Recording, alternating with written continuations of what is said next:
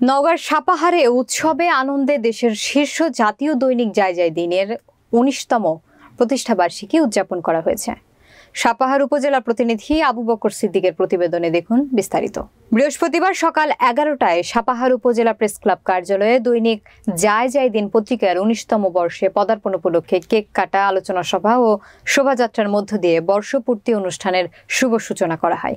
যায় যায় দিনের উপজেলা প্রতিনিধি বাবুল আক্তারের সভাপতিত্বে অনুষ্ঠানে প্রধান অতিথি হিসেবে উপস্থিত ছিলেন উপজেলা পরিষদ চেয়ারম্যান আলহাজ শাহজাহান হোসেন মণ্ডল। বিশেষ অতিথি হিসেবে উপস্থিত ছিলেন জেলা পরিষদ সদস্য ফজলে রাব্বি, বাংলাদেশ প্রেস ক্লাব সাপাহার উপজেলা শাখার সভাপতি আব্দুল হালিম, সাধারণ সম্পাদক আদম আলী, সাপাহার মডেল প্রেস ক্লাবের সভাপতি মনিরুল ইসলাম, সাধারণ সম্পাদক ও রাজধানী টেলিভিশনের উপজেলা প্রতিনিধি আবু বকর সিদ্দিক, আনন্দ টেলিভিশনের উপজেলা প্রতিনিধি নিখিল চন্দ্র বর্মন, দৈনিক আজকালের খবর প্রতিনিধি গোলাপ খন্দকার, দৈনিক ভোরের পাতার প্রতিনিধি নয়ন বাবু, মোস্তফা কামাল সহ বিভিন্ন পেশাজীবী সংগঠনের নেতৃবৃন্দ উপস্থিত ছিলেন।